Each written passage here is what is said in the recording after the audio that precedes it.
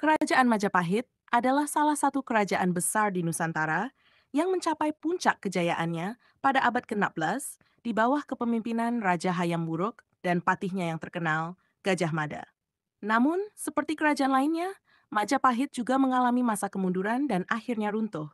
Berikut adalah penjelasan lengkap dan rinci tentang legenda kehancuran Kerajaan Majapahit. Latar belakang, Kerajaan Majapahit didirikan pada tahun 1253 oleh Raden Wijaya, menantu dari Kertanegara, raja terakhir dari Singhasari. Majapahit mencapai puncak kejayaannya pada masa pemerintahan Hayam Wuruk 1350-1389 dengan patih Gajah Mada yang mengikrarkan Sumpah Palapa untuk menyatukan Nusantara. Masa kejayaan dan kemunduran.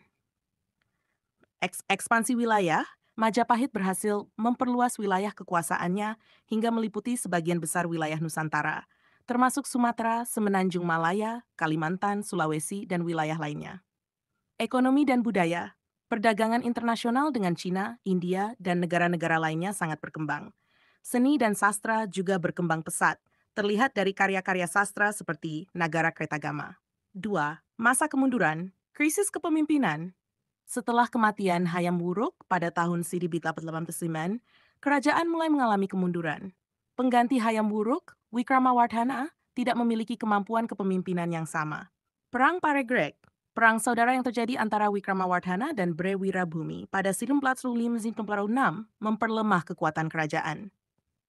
Ancaman eksternal, bangkitnya Kesultanan Malaka yang menjadi pusat perdagangan baru di Selat Malaka membuat posisi strategis Majapahit tergeser.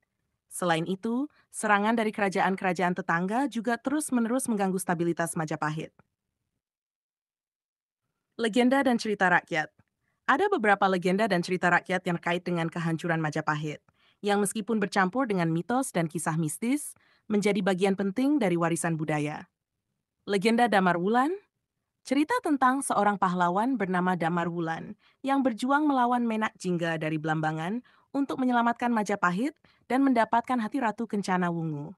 Legenda ini, meskipun penuh dengan unsur-unsur mitos, mencerminkan konflik internal dan eksternal yang dihadapi Majapahit. 2.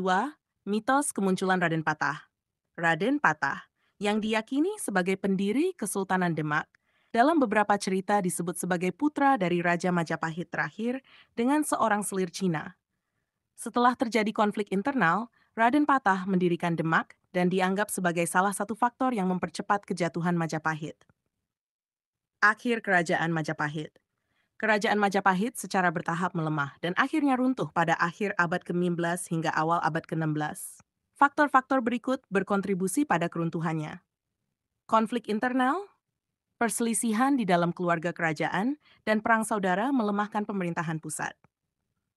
Peningkatan pengaruh Islam, penyebaran Islam di pesisir utara Jawa, dan bangkitnya kerajaan-kerajaan Islam seperti Demak mengurangi pengaruh Majapahit. Faktor ekonomi, perubahan jalur perdagangan yang menguntungkan Malaka dan pelabuhan-pelabuhan lain mengurangi pendapatan Majapahit.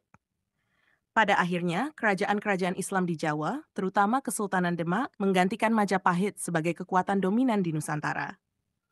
Keruntuhan Majapahit menandai berakhirnya era kerajaan Hindu-Buddha di Indonesia dan permulaan era kerajaan Islam. Warisan Majapahit. Meskipun Majapahit runtuh, warisan budayanya tetap hidup melalui berbagai aspek, seperti arsitektur dan seni, peninggalan candi dan prasasti. Sastra, karya-karya sastra seperti Nagara Rektagama dan Kakawin Sutasoma. Sejarah dan identitas nasional, Majapahit sering dijadikan simbol kejayaan masa lalu dan inspirasi bagi persatuan Indonesia. Itulah kisah lengkap dan rinci tentang legenda kehancuran Kerajaan Majapahit. Meski mengalami kejatuhan, pengaruh dan warisan Majapahit masih terasa dalam budaya dan sejarah Indonesia hingga kini.